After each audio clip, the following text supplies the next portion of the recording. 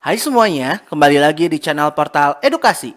Pada kesempatan kali ini, kita akan membahas rangkuman materi PAI kelas 7 bab 9, yaitu tentang memupuk rasa persatuan pada hari yang kita tunggu.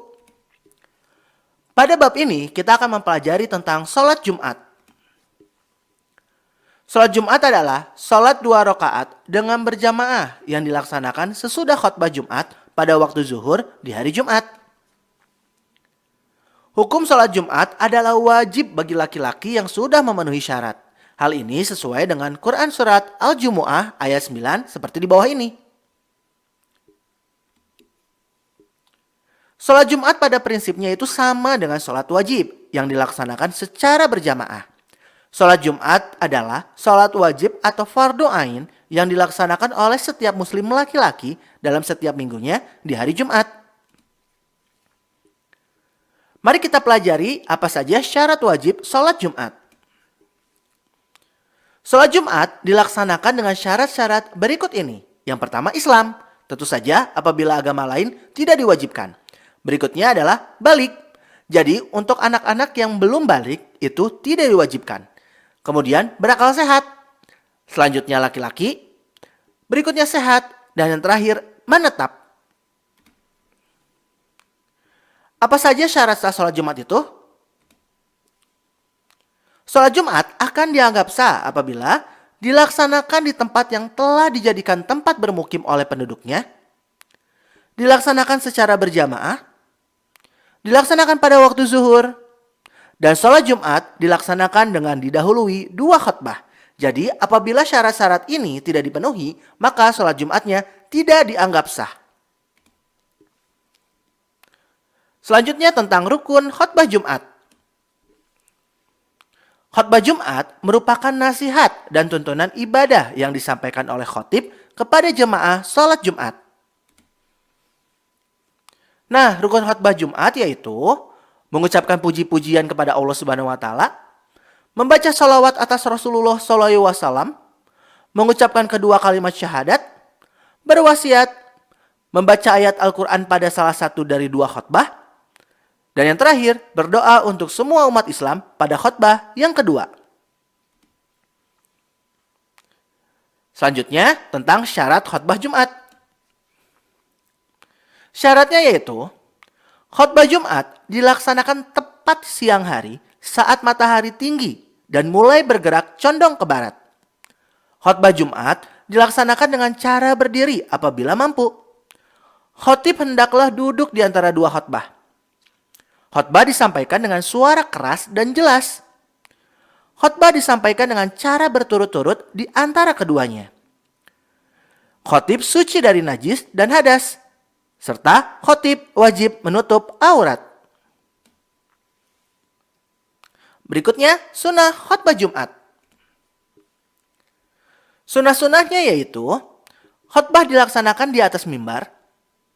Khutbah disampaikan dengan kalimah yang fasih, tenang, dan jelas. Khotib menghadap ke jemaah sholat Jumat.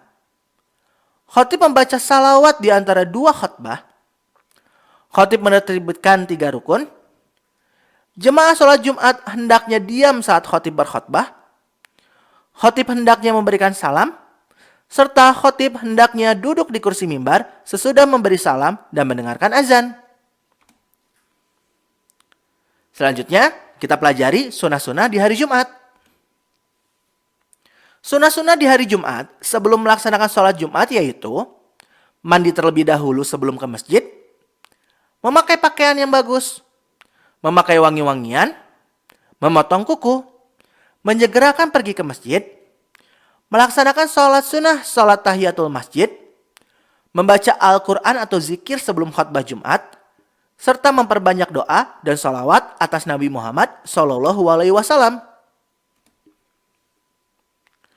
Selanjutnya tentang adab sholat Jumat. Ketika melaksanakan sholat Jumat, adab yang harus dipatuhi yaitu meluruskan saf. Ketika khatib sedang khutbah, tidak boleh berbicara satu kata pun. Karena kalau kita berbicara, maka sholat Jumatnya menjadi sia-sia. Selanjutnya tentang hikmah sholat Jumat. Ada beberapa hikmah dari sholat Jumat, yaitu memuliakan hari Jumat, menguatkan tali silaturahmi, berkumpulnya umat Islam dalam masjid itu merupakan salah satu cara untuk mencari berkah Allah, menambah semangat kerja, melipat gandakan pahala kebaikan, dan disiplin waktu. Selanjutnya, halangan sholat Jumat. Hal-hal yang dapat dijadikan alasan untuk tidak melaksanakan sholat Jumat adalah sakit yang tidak memungkinkan untuk sholat. Jadi, sakit di sini itu sakit yang benar-benar nggak bisa untuk melaksanakan sholat Jumat. Seperti misalkan kita nggak bisa bangun dari tempat tidur karena suatu hal. Kita nggak bisa bahkan sampai nggak bisa duduk ataupun berdiri. Nah itu boleh nggak usah sholat Jumat. Tapi kalau misalkan kita cuma sakit kayak batuk, flu, terus kita tidak sholat Jumat, itu nggak boleh. Karena sakitnya ini harus yang benar-benar tidak memungkinkan.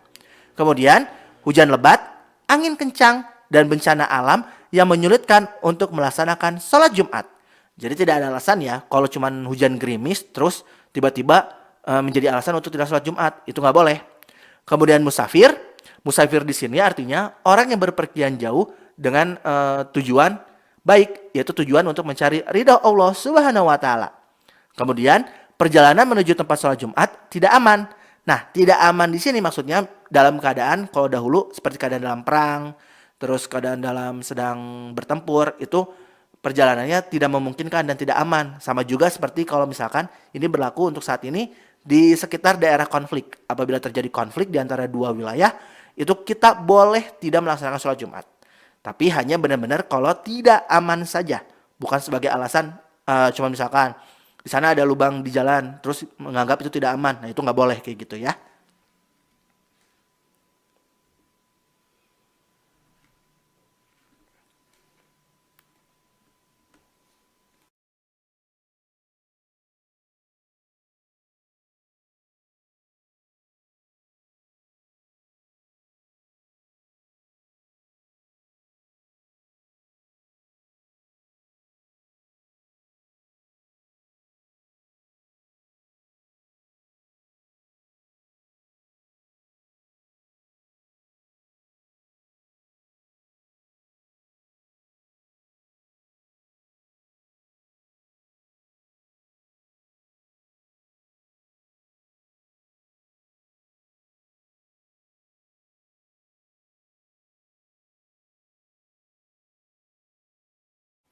Nah ya mungkin cukup sekian. Terima kasih telah menyimak video pembelajaran hingga selesai. Semoga bermanfaat kita semua. Jangan lupa like, comment, and subscribe.